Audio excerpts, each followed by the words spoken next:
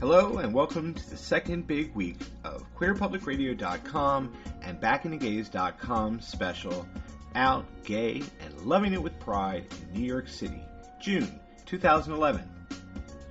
All the different aspects of our community and the different contributions to society our community gives. What does Pride mean to you? I'm Rob. And I'm Cisco, and we're from BackintheGays.com, a community-based blog committed to stories and events that happened back in the days in the LGBT community. Today's history tidbit will be right from our blog, BackintheGays.com, December 21st, 2010, titled The Ninth Circle Steakhouse, written by our friends at BackToStonewall.com. Gone but not forgotten, the Ninth Circle Steakhouse Bar, which closed in early 2002, was located in the West Village on 10th Street, right off of Greenwich Avenue. Yes, it really was a steakhouse that seriously rocked in the 1960s. Originally opened and owned by Mickey Ruskin of Max's Kansas City's fame, and playing host to the artsy and literary with its big reputation came from folks like Janis Joplin, Jimi Hendrix, Charlie Mingus, and others who gathered there to drink. In the 1970s, there were some celebrities and patrons, but not enough to keep the business going. Ruskin sold full ownership of the Ninth Circle to Bobby Crivets. The restaurant section downstairs was closed and became more of a happening spot as a disco, starting out completely straight, but realizing the bucks had to be made of the newly liberated gay crowd in New York City, the Ninth Circle went gay, literally overnight. After a few years, the disco was replaced by a pool table, and instead of Joplin and Hendrix, the Circle celebrities changed to Rock Hudson and Jack Wrangler. You'll be hard-pressed today to find out much about the Ninth Circle. Very little can be found via the internet, and the picture above seems to be the last surviving picture of its front, which is surprisingly considered the popularity of the bar. And some references name it as a hustler bar. But let's be real, in New York City in the 1980s and 1990s, every gay bar in New York City had a few hustlers in it. And to be honest, in its final few years, there were more hustlers. But for over 20 years, the Ninth Circle was the place to drink and cruise. Weekends would be literally packed. People would be held at the door until some patrons left, and the Circle was a large bar. It was literally a sea of wall-to-wall men on the make, all ages, clones, twinks, and trolls, just getting drunk and trying to get laid. The Circle was so busy that one night in the late 1970s, a man walked in the front door, made his way up through the crowded bar, pointed a gun at the bartender, and demanded money. The bartender, who was so busy pouring 4 or 5 drinks at a time without missing a beat, told the gunman that he had to wait his turn. The gunman was so shocked by this, he turned around and left the bar. I worked at the Ninth Circle as a cocktail waiter for a few years in the 1970s. Early to the early 80s. I was extremely young and just making the 18-year-old drinking age before it changed, and being grandfathered in when the age rose to 21. But after working there for a while, I was far from naive. Upon entering the Ninth Circle, you looked at a long wooden bar leading down first length of the room that had a long wooden bench on the opposite wall. Over the bar was an equally long mirror, so you could sit drinking your cocktail and look up at the mirror to see who entered or who might be behind you worth checking out. At the end of the bar was the waiter's station and a jukebox. Opposite the jukebox was an entrance to the downstairs bar. On the other side of the jukebox against the wall were chairs and tables and a small square area with more chairs and tables and a pinball machine. A doorway stood at the end with a small staircase that led to the dimly candlelit garden. The only green in the garden though, was the copious amounts of marijuana that was smoked and sold back there, along with other pharmaceuticals. I cannot tell you how many times I was tipped in joints, nickel bags, and Quaaludes. Remember those? When you ventured downstairs, there was a smaller bar, a pool table, pinball machine, video games, and the bathrooms. This is where most of the twinks hung out, along with the bartender, Fred Tree, who told the worst jokes in the entire world, celebrated Russian Christmas, and had a taste for young straight trade. Back in the late 70s and early 80s, it was the best of times and the worst of times to be young and gay, because of what was looming on the horizon that would make many of the people who I knew, partied with, and loved disappear from my life forever. But looking back now at those moments are some of the best memories of my life. Come on, what compares to serving cocktails to Jack Wrangler when he was young? Oh, and the reason his cock looked so big was because he was really short. Or dancing on the night away at Crisco Disco or the Anvil and leaving there drenched in sweat on a Sunday morning at sunrise. Dating porn star Jamie Wingo, going to Fire Island, the bartender's ball, or being on the guest list at Studio 54 and snorting coke with Elizabeth Montgomery. Could anything today beat that? Take that, you A-list New York bitches. Tree, John Koch, Michael, Portia, Randy, Sonny, Craig, my first secret love, and many more. I miss to this day Jerry the bartender, not so much, he was a real douche, and the Ninth Circle, which was my institute of higher learning, literally, and will always be part of who I am today. They say what gets posted on the internet is there forever. This is just my way of making sure that the memory of the Ninth Circle never disappears. See, and this is why we love the platform of BackintheGays.com. It documents individuals' history, something that wouldn't normally be documented or shared. 42 years later, Stonewall. In this episode, we will continue where we left off last week with Tree Sequoia, Stonewall veteran, and currently Stonewall bartender. But I don't want to retire. My first customer here later was a man in his 80s, Charles. He tells everybody I'm too mean to retire. And my friend Jesse goes, Tree can never retire. He hasn't met everybody yet. That's it.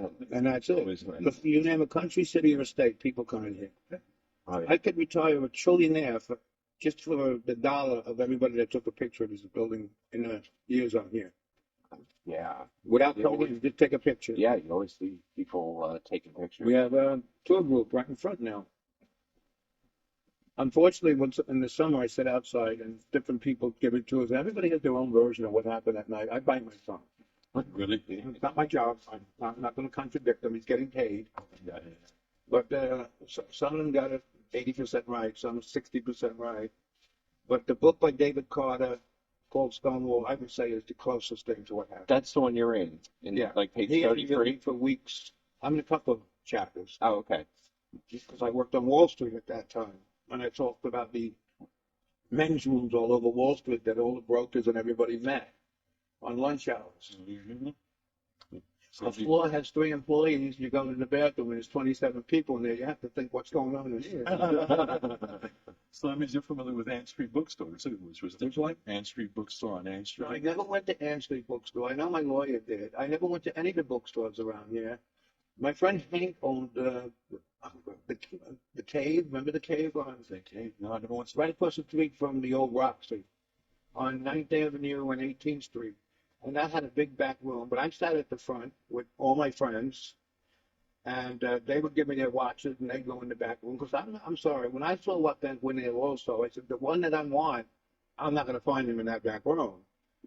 So I would sit out there and watch their wallets. And then once in a while I get mad because I told them I have to work, come out early, and they wouldn't. So I sold their watch.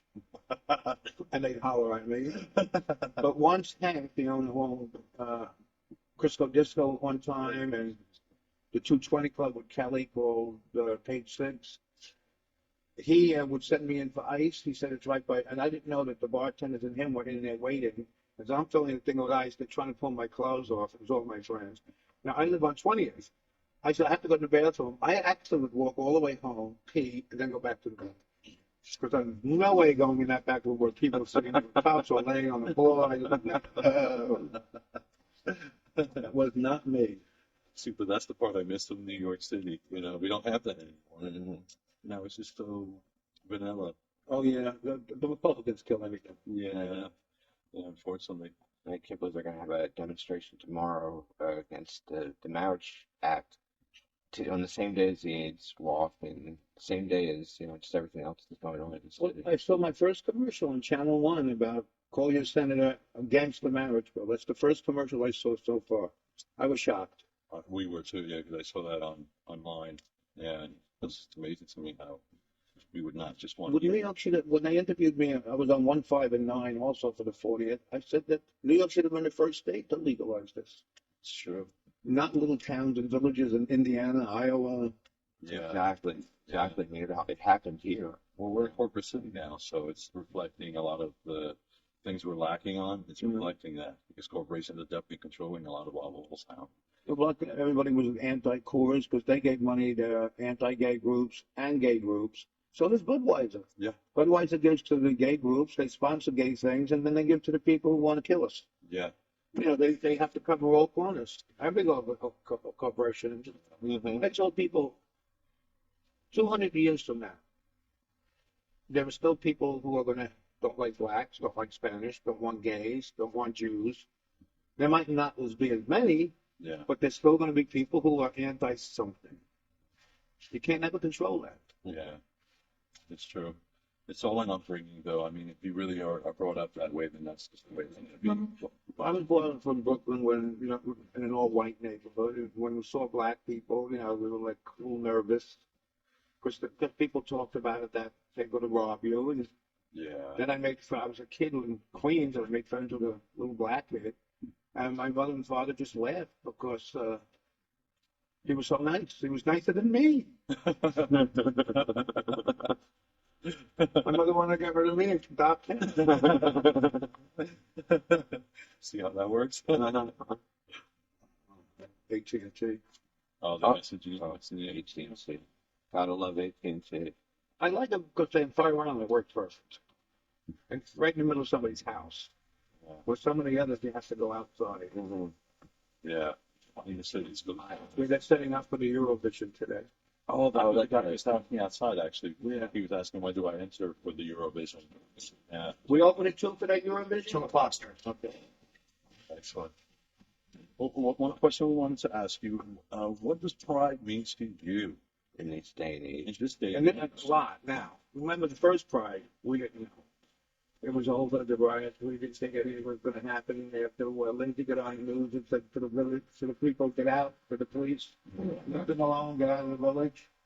And when we saw the people lining up to the first big Pride parade out here, we made fun of them. Really? Are you stupid? You're going to walk up the Central Park. That's a long walk. So my friend Shaw, a bunch of us said, we saw friends, and they said, why don't you go up to 14th Street with us? So I said, let's get in the middle. I don't want my mother seeing me because, 1970 moms didn't know. Italian mothers and Greek mothers, their kids were dead if they found out they were homosexual. My son is dead. No. Yeah. So we walked up to 14th Street, 6th Avenue with traffic, Wow. and the cops and everybody was going as speed as dykes and fags. So we went to 23rd Street. Then the next thing we were in Central Park, and we looked around and said, well, who's that making a speech? I said, I don't know. We came back down the village. Figured that was it. Would never happen again. And who knew? Here we are. 42 years later, I was the judge in the 40th anniversary, 5 hours and 35 minutes. Wow. Last year it was only 3 hours and 20 minutes. They cut 20 blocks, which is a lot better. This year they asked me to sell memorial ribbons. And the Imperial Court of New York was voted to be the Grand Marshals Oh, wow. of the parade. Yes, And also Boston, they voted the Imperial Court of Boston to be in their parade. Because last year we won Best Float, over 20,000 flowers on the float, live flowers. That's That's great. Wow, that's beautiful. That sounds The beautiful. Imperial Court system is one of the best. I'm having so much fun with them. I'm traveling with them. From all the And pictures, Pride means a lot now. I wear my sash happily every gay Pride. It's a 1969 Stonewall veteran made by Paprika Swirl, the Empress of all the New York now. And she designed it and made it. It's beautiful. I wear it when I go to any city or state to in a parade or just to make a speech. And I can't make a speech. I have to have somebody come on stage with me and ask a question. Then I can take it from there. Because I can talk about everything. Yeah. And then I always end by saying, I'm the past. I'll look at the person next to me and go, you're the present. And I look at the kids, I go, you're the future. That's it. Because they can't. Yeah. Yes. That's why it's important that we connect with them now, maybe excuse me, at an earlier age, because so they see the importance of our history, but it all plays a part of them embracing themselves because they really have to want it themselves and love themselves. Yeah. But there's some of them scary. Yeah. What also annoys me about New York is that San Francisco has a gay museum. Why don't we? Well, we're We hoping. have an archive, but that's it. Our library is horrible, but they have a gay library. Yeah. Well, That's we what lost the Oscar Wilde because of online and Barnes and Noble and I was thinking about that in Philly because Philly has Giovanni's Room, which is an important bookstore. But my friend even said that's not even what it used to be. yeah. Well, I used to go there to play softball in the late 70s and 80s. The New York teams would go to Philly for a weekend, and in July, the Philly would come to New York, and we played against Woody's and the Venture Inn, and Uncle Bert, not Uncle Bert, Uncle. Uncles, yeah. And it was so much fun because we all loved each other. We had a lot of fun. Everybody stayed we got cheap rooms at the Hershey. I always stayed at the Barclay because I had a room bigger than this with couches, a bed that could fit 15 and everything for $25 less than they were at the Hershey. Mm-hmm. And it was only a block and a half away from everything. And we had so much fun. I'm still in the league, but I'm the sponsor of a team. The legs went years ago. I was the catcher. I can't catch anymore. Are you coaching or are you just No, they play now on Saturdays and I work. Oh. Sundays I'm not getting up to go to a softball game. I sleep until 12, 1, 2. Oh, okay. Yeah. Working till yeah, exactly. But That's awesome. No, that was about it. Definitely. I just well, if you could think of anything else, you know where I am. Yeah, well, we're actually thinking about if you wouldn't mind if we would like break it up into two No, weekends. I'll tell you that next Saturday I'll be in Buffalo. Okay. Coronation of the Imperial Empress Oh, wow. Alan Jarrett, known as Aretha Flowers. I just met him recently. We hit it off. He had to be 400 pounds. Wow. Big black queen. That he can't even put shoes on. He has to wear long gowns that he walks with stocking feet. And we just hit it off because every time we pass each other, we make believe we got stuck. And we'd ask people to pull us apart. And we became like brothers. And he asked, I wasn't going to go. And he asked me to come, and I said, all right. Because my person from very close to me, Daniel Fucci, we call him Verna Turbulence, has a drag brunch in Boston, and we usually go there. But this is the first time they intermingle, so we can't go to both. So I'm going to go to Boston, and then on June 3rd, I'm going to Lexington, Kentucky, to the Imperial Court of Lexington. Oh, wow. There were 72 chapters: United States, Canada, Mexico, Hawaii, and Alaska. We are one of the largest lesbian, gay, bisexual, transgender communities in the world. Wow, that's excellent. And all we do is raise millions of dollars for age-related charities. And we do Latin Explosion, so they raise money for Spanish groups. And then Jersey Girls in July. Everybody goes to New Jersey, and the ones that live in Jersey put on a big show at Paradise. And that money goes to the Jersey Coalition for AIDS and the Lesbian Center in Asbury Park. Oh, wow. So we just travel and help each other out. That's like the very courts do. familiar, very, very much family. Like the courts. Unfortunately, it's 52 weeks and 72 courts, so about 4 or 5 of them having the same weekend. So then some of our emperor and empresses and members go to this one, some go here, some go there. And this way we're covered. And 9 out of 10 times, that court will ask New York to do a command. So that means we all have to rehearse a funny number or something. Yeah. And we do it big. We did, everybody was on their knees doing the munchkins. We just a rock and roll version of The Wizard of Oz. That's cool. That's really And the last time in Rhode Island, we had Paprika Swell was dressed as Betsy Ross, and Vanity was dressed as George Washington, and they were fighting over, she was making the flag, and he's going, stripes? I wanted polka dots, not stars. It was very, very funny. When is the next meeting? We have our meetings the first Wednesday of every month. So it'll be, what is that, June 1st, I think it is. First, yeah. And I have people joining the court, friends of mine. Oh, excellent. And then they tell you what's coming up. Oh, wow. Like, we always, here. no, we have to gain lesbian center. Oh, That's the one I just had the other Thursday night? They just had one. no, that was party. Tupperware. Tupperware thing, yeah. Yeah. Oh, we have Christmas in July at some club. We have 12 drags of Christmas at Pieces every year. They just did disco night at the Monster. Everybody was dressed with afros and clothes. Like, Wow. I took a lot of pictures of that. I have to learn how to put them on Facebook, though. Yeah. And then I have to learn to tag. To drive me I crazy. can always help you with that. That's nothing. Oh, I don't know. any of that stuff. People come over my house, they run out of my house screaming, they say. He's got a lot of patience. Yeah. Well, they do too, but they're my friends. They come over. Yeah. And I tease the hell out of them. My friend Jim is completely bald, so he tells everybody he had a full mop of hair when he started teaching me how to use it. And he started doing like this. Because you can walk out of my house after you make me do something 32 times, and you're no further down to the corner when I call you up and go, why is my screen blue? What'd you hit? I go, I don't know. I'm coming back. Yeah, we're definitely going to check out the next meeting, June 1st then. June 1st at the corner of New York. Yeah, because I actually thought it was very well publicized this year. Yeah, you could talk to them about being honorary, the Grand Marshals for this year. That would be great. That would be And great. knowing them, they're going to do craziness on the float. Oh, wow. Yeah, we just started volunteering, actually. At the center. At the center. Yeah. Our first one was the fetish dance that we just had last Saturday. I was pretty down. Well, I go there and they go, when are you going to join the bears? I go, I am not a bear. I am not a cub. I am looking for your son. Leave me alone. What am I going to do with you? You're just free. I just don't want to watch television with you, but I want to have sex with your son. That's it. I want to hear history. You know, Well, I always tease people. I say, over my bed, there's an enormous sign. It's in 15 languages and in Braille. Anything under 9 inches is Asian. You know how many people go, oh, shit, I'm Asian, so I cross them off the list. You know?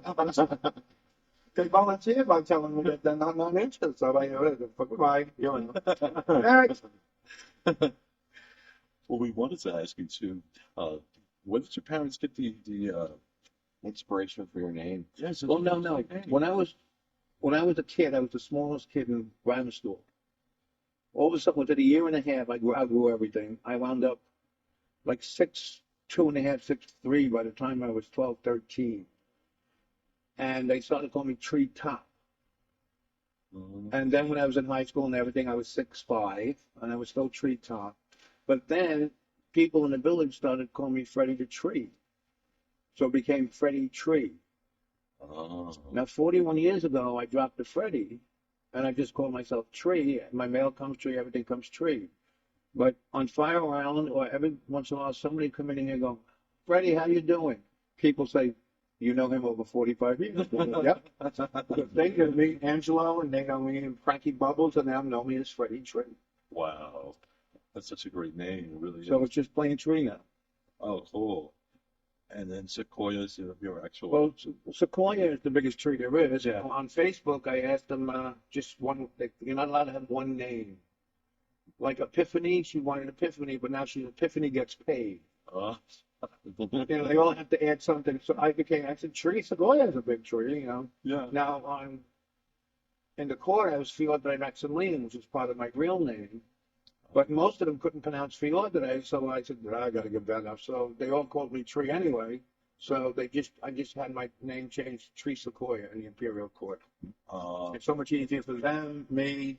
It's nice. Yeah. Those are- But even if I go out of town and my name badge says Fiordre Maximiliano, they would say Tri Tree. So I said, it's easier to change it to Tree. Yeah. then everybody can say your name. Yeah, but every once in a while I'm fly around somebody else. Like when my family comes here, and my cousin goes, Freddie, and people go, who's, well, it's Freddie. And she would go, Tree. With the dirtiest look. That's That great. is great. Any other questions that you wanted to see? So basically got all of them. Actually, if you're a native New Yorker, you're from Brooklyn. Bushwick. 82. Bushwick. Born in Bushwick. I was born in the Bronx. I went there once. I think it was closed. Yeah, I even heard about Mama's Chicken and Rib, and you Oh, I talked love about that. One day we walked in, Mom was in a black dress. She could do this with the money. $8.90. $8.90. She goes, you know, ask Mama why she wear black. Oh, Mama, why are you wearing black? Papa Dave. Oh, Mom. That was the end of the conversation. We used to tell everybody she wore that one dress for 6 months and that she wore the black one she wore for 6 months. And when she washed it, we had onion soup for the day. Oh, wow. They used to put signs in the coolers, Mama sucks.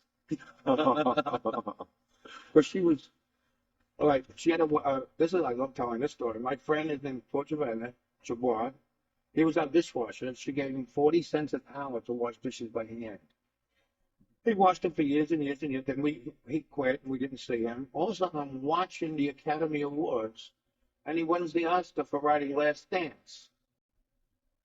Then I run into him at the old Ted Hooks backstage on 46th Street, and we just looked at each other, started to laugh. I said, "Why aren't you in the kitchen washing dishes?" And he just looked at me and said, "I'm wearing a tuxedo. These people don't know." I said, "Can I tell them?" He goes, "Sit down. We'll tell them." Because they were shocked that he actually washed dishes as a kid. Wow. And he wrote The Last Dance. That's crazy. That's amazing. I was sitting on McDougal and Sullivan with a bunch of guys. They were, and this is years ago. They were trying to figure out a name for their rock and roll group. They became the Living Spoonful. Lois Diamond sitting in Folk City. Mary Travis was a waitress. Peter Paul and Mary. Mama Cass. She was Cass Elliott working in restaurant as waitresses. Wow. You know, you grow up in a village. In the Ninth Circle, I saw Rock Hudson, Peter Allen, George Maharis, Van Gajaga, Janis Joplin. Oh, so many of them that came in to the old Ninth Circle. Julius's, I saw Keen Curtis from Cheers, the guy that played the guy Beefsteak Charlie on television. People from new shows that I've seen on television. And then I worked at Circles for a while, and who walks into people from Die Hard. And I recognized him, and he was shocked. And I make him believe he didn't know it was a gay bar, but I let him play the game. And every once in a while, here you see somebody walking, you know, some Asian guy came in and tells us, "I've seen you in movies." He goes, "Yes." He said, "Tommy." Sunday night, one of my favorite shows is Hawaii Five-0. There he is on Hawaii Five-0. And they do this thing. I wanted to try to get the last name to try to find him, but they do it so fast I couldn't find his. And they did it in a weird way. Because I looked him up on Facebook or something to see if he was on him. Right. Like where you would slow it down a little bit. Well, I have no idea about that. Yeah, YouTube. If you punch in the episode, I'm sure at the end they'll give the credits, and you'll be able to pause it and catch it that way. Yeah, YouTube. Hulu. It's the current. It's the current. He's the Asian guy. He's his uncle that they think robbed the $200,000, and then he took the blame for it and got thrown off the police force because he's covering up for his uncle. The guy that played his uncle was the guy that was sitting here with his boyfriend. And he goes, "Not many people recognize me." I said, "I watch a lot of television." Yeah. And it's very hard, you know, Asian people, he could tell he's, and funny thing, I don't think he's Chinese, I think he's Japanese. Because I know Japanese, Chinese, and Koreans. You could tell. And there's a difference. Like, Yeah. Yeah, because we were. and their last names, too. Yeah. Like the girl is named Park. Her last name is Park. That's a very Korean name. Kim. Kim's a big Korean name, too. And you never know who you're going to see in a bar. Yeah, so true. Lance Bass was always at Barracuda. Oh, Lance Bass, yeah. He looks so much nicer in person. He's the one you took a picture of, right? Yeah, when I used to work at Universal Studios, I used to do the King Kong ride at the end of the ride, and he actually came in and we took a picture of his entourage, and he was really nice. It was It surprising. was so pleasant we talk. And I told him he should come here and visit me. I said, "I'm the reason you came out." That's it. That's so true. So I tried to get them to film a thing of Queer as Folk here. Oh, really? Like what, they're supposed to be in Pittsburgh, like they all come to New York for the weekend, Yeah. Yeah, I remember that episode. and they just said that's a good idea, and never came through. Mhm. Because it would have been fun shooting again. Yeah, Oh, yeah, definitely. I mean, and look at this place. I mean, this is a history. Well, this is the new version. Yeah, it was together, right, though? Yeah. It was a pigsty. It was a burned down bar. They painted everything black. Floor, wall, ceiling, the mafia. Because I love the ceiling.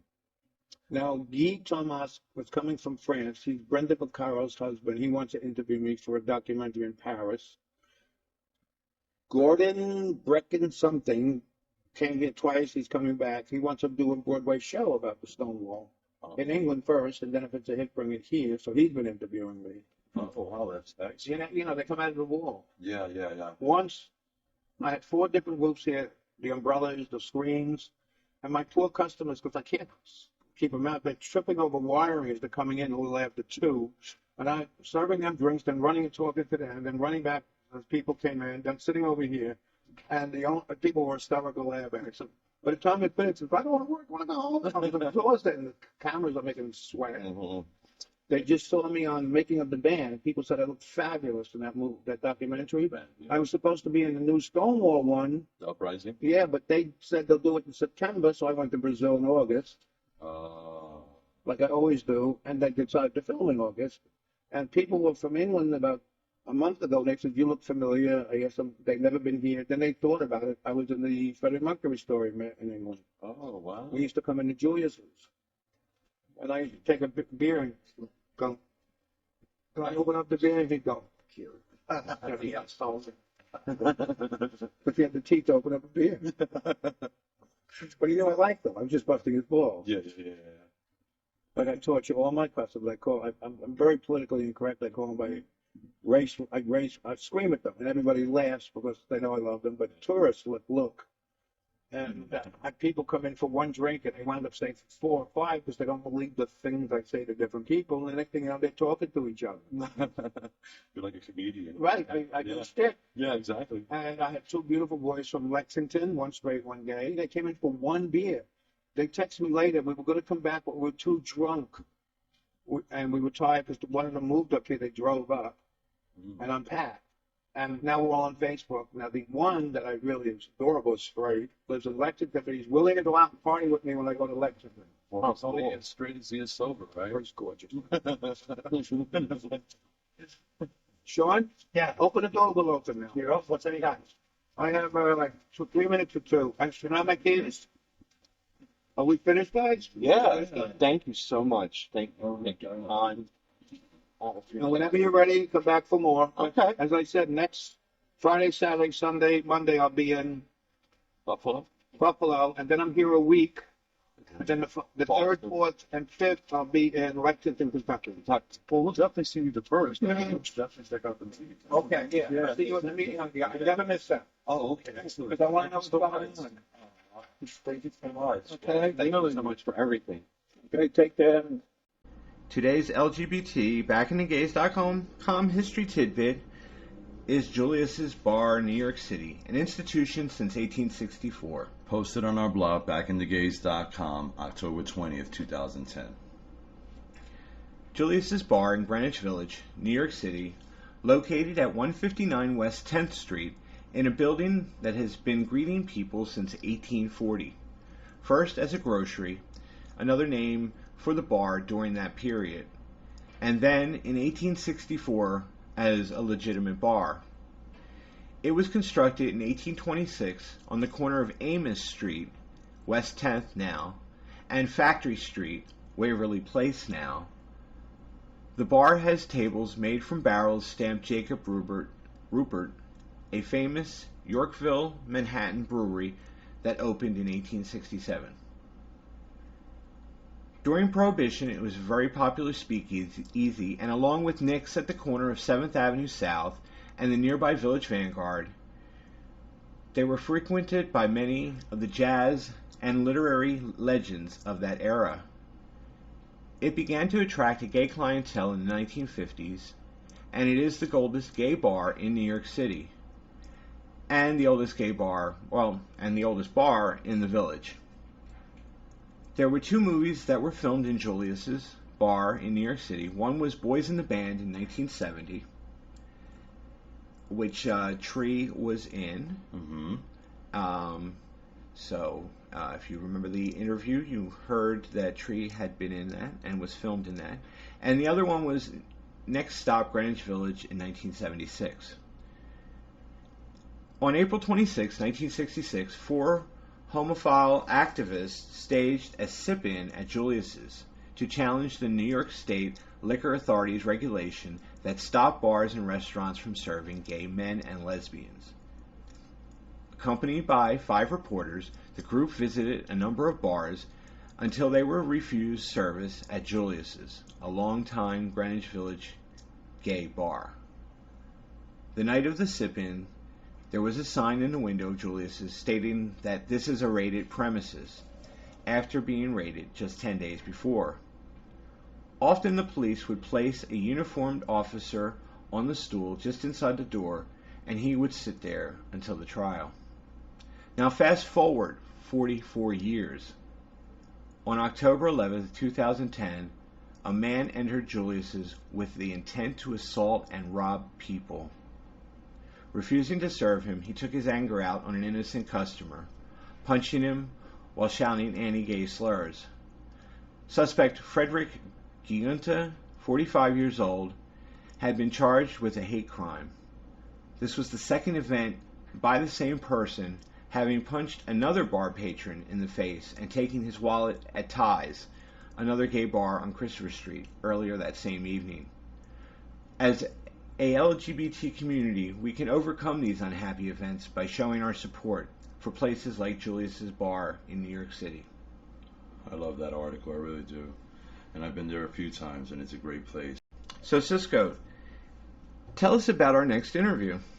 Our next interview is with soulful, spiritual, the first gay African-American male to grace the cover of Paris Vogue, the fabulous Andre J., which we were lucky enough to have for our first special Christopher Street Youth live show on June 19th at 6 p.m. Eastern Standard Time. We're here May 29th with Andre J. Hello. And Robin Cisco. And the Hello. background, which you don't see, is Victor, Chris, Marcus. Hi, everyone. In the background. And on Queer Public Radio. Queer Public Radio and BackintheGays.com. And we are so happy to have Andre J here. Yes. The beautiful, the exotic, visionary, fashionista. top model. I'm not you told this to go on. Oh, you're making me blush, boy. No, You're making seriously. me blush. Oh, my God. You told all that bitches. I am on Paris Vogue. Okay, No, you can't get any bigger than that. No. Besides Not at all. living in New York City, of course. Besides hanging out with the people that you love. Well, that's exactly. what's up right there. Seriously, it's all about that. Yeah. Yes.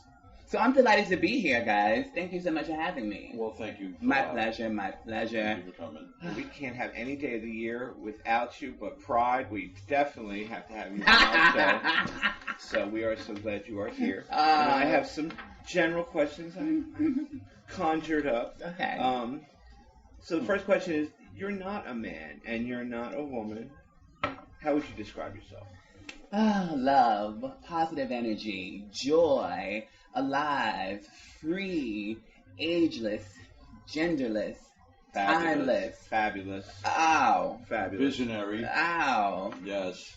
And I know why his hair you're upset about. I know, because there's so much to do with it. Ooh, it's sexy. You could just whip it back and forth, honey. I don't know. Something about when the wind blows through it, it just feels right. Or if someone's getting your attention, you hold your head down and you lift your head up and it just falls back and it just always makes me. It's better than a fan. Honey, who needs it? It just makes me. I'm gonna have to send you my pictures from Halloween. I Give just it had to a me. wig on. It just made me feel You look fabulous. I went downtown. I walked around in it. Even though Unbothered. Fabulous. Don't let them stop you, honey, from expressing yourself. No, not at all. Made me feel good. Well, we have to get together Halloween. Okay. Before Halloween. Well, Oh, yeah, I we mean, have a for job Halloween to do before Halloween. But do something for Halloween specifically. Yeah, Okay. definitely connected that. You guys have me tearing, honey. I'm having that much fun. If you got me tearing, honey, let me know if I need a lot of stuff. When you're tearing, you're fabulous. And the next question is, okay, you appeared on The Tonight Show 3 times with Jay Leno. What made you a human curiosity? Why were you a human curiosity? There's no reason you're a human curiosity. You're you. You're fabulous. Well, to us, but in the real world or the world that exists, you know, everything needs a title or a label, or it just needs some sort of description. Mm-hmm. So I was walking down the street on Melrose, and Jay Leno's crew stopped me and asked would I be interested in giving them an interview. And I was like, oh, of course, darling. Who could say no to Jay Leno? Of course. And it was about human curiosity, and they asked me a few questions, and to make a long story short, I made 2 more appearances on the show after it because it got so much attention. It was very interesting, as well as my response. I think my look was interesting, but I think the way I responded to them so freely and so open and with so much humor and so much passion, because I enjoy living. Mm-hmm. So when I speak to people, I usually give them that zest. However, That's the beauty of you, though, really. yeah, I'm cool. I feel like we all have a purpose in life, and I think if we're going to interact with each other, the first thing when we see each other should assimilate saluting the divinity in each other. I think that's the highest form of respect, if you can just smile at someone that you don't know. I mean, something as simple as that. So for me, that's how I govern myself. However, I am human, and I do have some moments, but I always turn them right back around. Yeah, but that's the thing, as long as you can turn that right around, Yeah. you know? I mean, Well, you catch it, that's important. Just walking into the shop, you never had. You could tell you at the time you loved being there, Yes. and that's where you wanted to be, and you made everybody feel special. Thank you. And that's what it was all about. Thank you. Yes, and that's why I pass across, is because Thank it's goodness. natural love. Thank goodness. I'm so glad. I feel like when you're standing and you're greeting the public, one, you don't know who you're talking to or who you're going to actually meet. But maybe that's 2, because you should just respect them for just being a person. Exactly. That's first. And then you never know who it is you're actually going to meet. But I think people just don't care. Well, the job system is somewhat scarce, so you have to do a job that you don't necessarily want to do. So then, of course, that does breed a little frustration, and individuality isn't really promoted as much as it should be until now. The superheroes are here to give that love out into the world. This is what is needed, and this is why when you guys asked me to come on, I said, of course. You know, this is about the world, and the world should be enlightened. The world should be kissed, and the world should be hugged, and they should be told something very positive every day. They should tell it to themselves first. Well, sometimes the world needs to be reminded. Right. And we're messengers, Right. and that's what one of our many causes are. Yes. And reasons for being here To is that we deliver. are messengers, exactly. And if you deliver and remind people and play your part, and sometimes you have to say it 10 different times, 10 different ways in order to, you know, and that's, I mean, And it's that's all okay. about, yeah, Fine. I mean, love is love, and, you know, we're grateful to have you here just Thank as much you. as just being a part of your world. Thank you. Yeah, And thank it's you. definitely mutual. I'm just as delighted to be here as well, with the best in every intention of doing something really great. And we try and make it comfortable for everyone. Oh, darling, this hand that I'm sitting on is very comfortable. This hand that I'm sitting on is very comfortable. You guys have no idea, or maybe you do, but this place is fantastic. This place is fantastic. But that's our little secret. The next question I have for you is, where do you get your inspiration? Such a good question. Waking up in the morning, and I love to read. Reading is my passion. It's my obsession. Are you a book or are you an e-reader? I'm book. Excellent. I'm old school. It's something about flipping those pages. It's something about the ability to highlight, to go back and retrace or just reread what your actual thoughts were.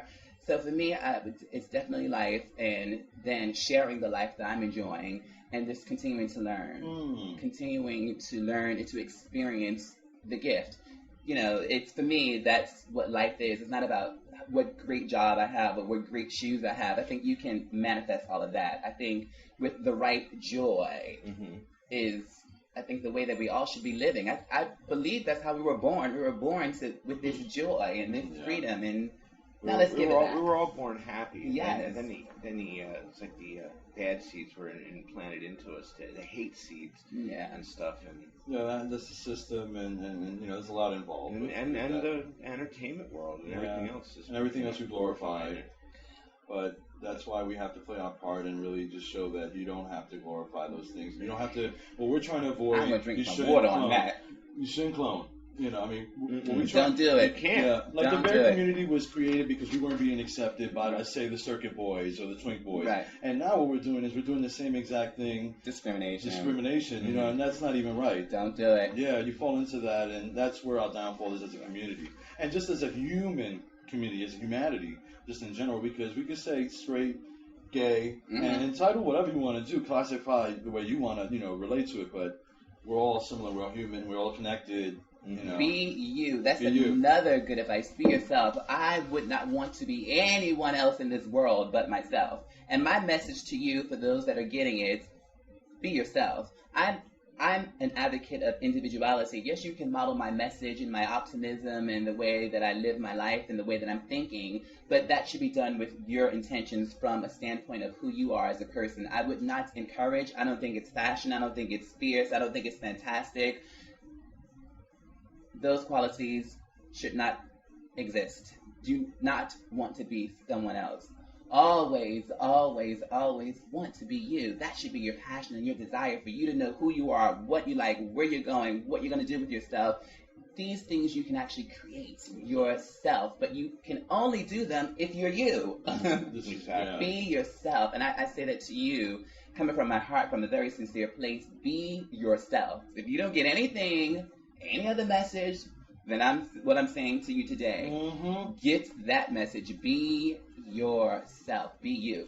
Well, that's what's going on right here. Right. It's just, Right. There's We are us. There's no formula or us cloning anything, just us being us and very relaxed. Right. Sending out a message. Right. And the message is to be yourself. Be yourself. My goodness. Don't be afraid of yourself, because there's more of us out there. Hello. How does it feel? No, well, I can say that. How does it feel to grace the cover of fashion powerhouse magazine like Vogue Paris? It's a wonderful feeling. It's a wonderful, wonderful, wonderful feeling. But if the story is to be told, I got the cover because I was myself. I'm actually, no one had seen anything like that on the cover. I'm the first African-American male, transgender, or whatever it is you want to call me, to grace the cover of French Vogue magazine. It has not ever been done before, which made me history. And with that, I govern myself as that history. And all of the history books that I read, or all of the things that fascinate me, hold a form of history. And with that, they governed themselves in a certain way. They thought a certain way. They lived a certain way. There were certain qualities that history holds. And this is just a part of my journey as history to tell the story. Exactly. And that's why we're taking the time to document tell it. the story. Instead of letting history pass, we're actually documenting it while it's happening. Exactly. Which is a beautiful thing, because you get to share your message and also see the results of your message. And the children get to see it. And the children get to see it. It's about that. Yes. So that to me has been the most extraordinary aspect of it, because it allowed me to travel the world and tell the story of individuality, and people were curious. And that's why I created my song, my dance track, which I created in London with Jim Warboy and Nigel Stewart. It was the most phenomenal experience. I did it in one take. Wow. And the track is a form of me releasing. So when you hear certain elements of laughter, that's me actually releasing joy. That joy is actually documented. And every time I hear the song, I cry, because I can actually hear myself releasing. You know that you're doing it because you know that's what your intention is. But for me to actually hear myself releasing, it has been the most phenomenal experience. That experience is irreplaceable. Yeah, we listened to the track. Thank The you. track is awesome. Thank Yeah. you. That's part of the question. Is America ready for the fierceness of Andre J? Of course they are. Well, when are we going to start hearing it on Well, the stations? We got to get Good, it out good, there. good point. Well, Yeah. this is the first introduction as well, because you guys are my first interview from being home. Oh wow! So- Wow! So we got a scoop there. Mhm. This song's got to go places. So then you guys can add the song to the footage, Excellent. and they can order it off iTunes, or they can hit me up on my website, and we can talk What's about that your later. website? That's fabulous. It's www.andrejworldwide.com, or you can send me a great message on Twitter, which is Superhero, SUPA Hero DRE Dre, Superhero Dre. So you can follow me on Twitter and hear some of these positive affirmations that I relinquish daily. You know, sometimes 2 and 3 times a day, just for that extra dose that may be necessary or required during the course of the day. Yeah, I think we're in a Are time you where going it's to compile definitely this? Are necessary. you going to compile all this into a book? The story is actually starting here. It's starting now. I'm actually here working on a project. Andre J Worldwide is sitting on desks now for it to become its own docu-soap. So we're just putting it all out there because this needs to be told. This needs to be lived. It's not about celebrities, and a lot of the reality TV stars are of themselves. But I'm only going to speak about what I want. I want to convey a message of positive energy, love, joy, individuality, peace. You know, I want Andre J Worldwide, the TV show, to touch lives and save souls. That's a whole nother mission. Mhm. Touch lives and save souls. And for those that may not understand that interpretation, you don't have to because you feel it. Exactly. You don't have You to know when you got it. comprehend to the actual definition of it because language is so misconstrued right about now. Mhm. But if you know the feeling of something, you've got the right answer. Yeah, It's all about the feeling. it's all about connecting. Yes. Mhm. It really is. Yes. And one probably final question is, what does pride mean to you? Oh, pride means you loving you. Pride means you loving you so much that you can look and embrace someone else for whatever it is that they have, whether you like it or not. Because you're so good with the pride that you hold within yourself, you don't judge anything that stands before you because it's all good. Yeah. That's what pride is to me. That's a great point. That's That a really great is. That's what pride is to me. That's a great point because if you really, there's no right or wrong. Right. There's no right or wrong. No. There's only what you're willing to live behind.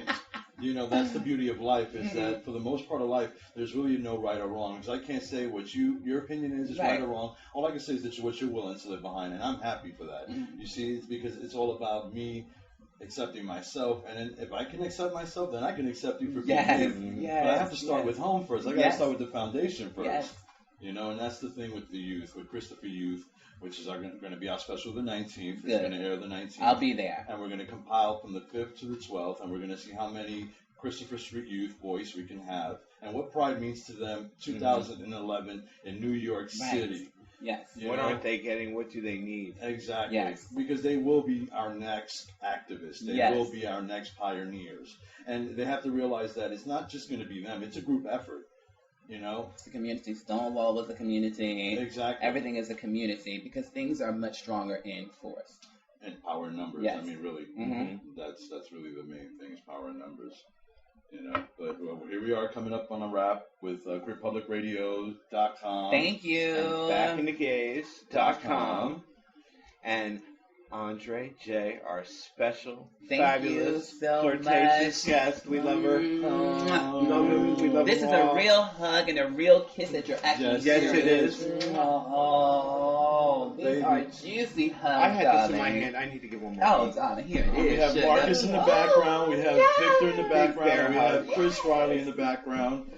And Marcus? We say Marcus? I said Marcus was the first one. Yes. Definitely. It's all about everyone. Really Yes. is.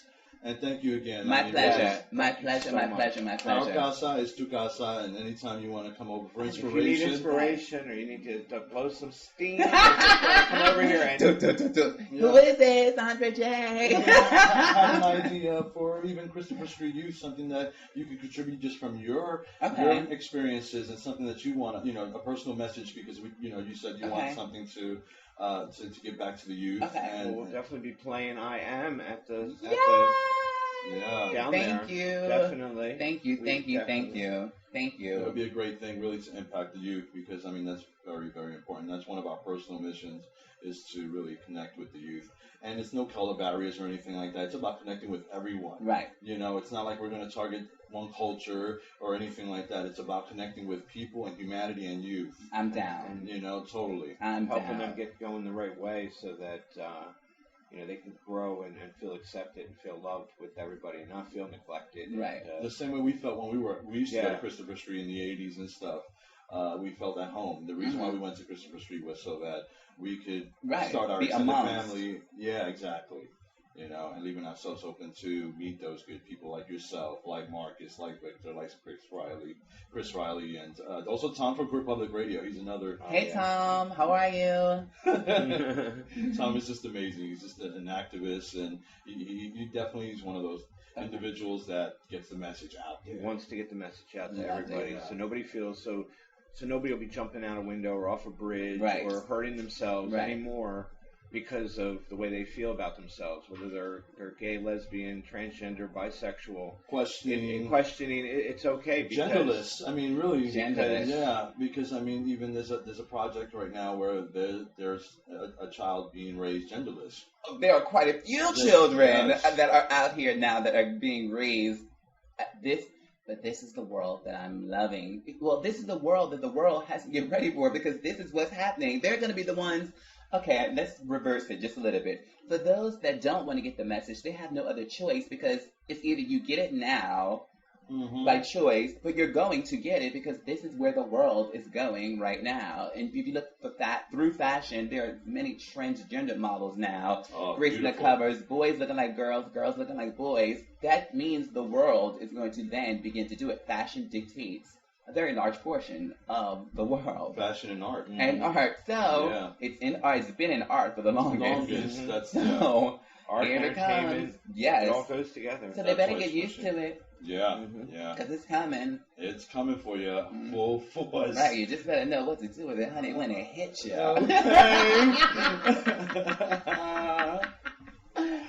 Well, this is a wrap. May 29, 2011. RepublicRadioSpecial.com and BackintheGays.com. Out gay and loving it with pride In New York City. Uh-huh. Biatch. Uh-huh. Our next show will be our Christopher Street Youth 3-hour special featuring a history tidbit of this little street we call Christopher. Interviews with J. Moses Harper, director from the upcoming documentary titled Love Fits a Box. Ernie Glam, Club Kid extraordinaire and journalist. Taren Jem, Out Music Award nominee, and the voices of our LGBT youth on Christopher Street in New York City. Here we have a snippet of our first day on Christopher Street talking with the LGBT youth with Andre J., myself, Cisco, and the voice of a youth, Philly Gaga.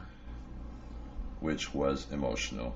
Very emotional. So please take a listen, and thank you for joining us on this Pride special.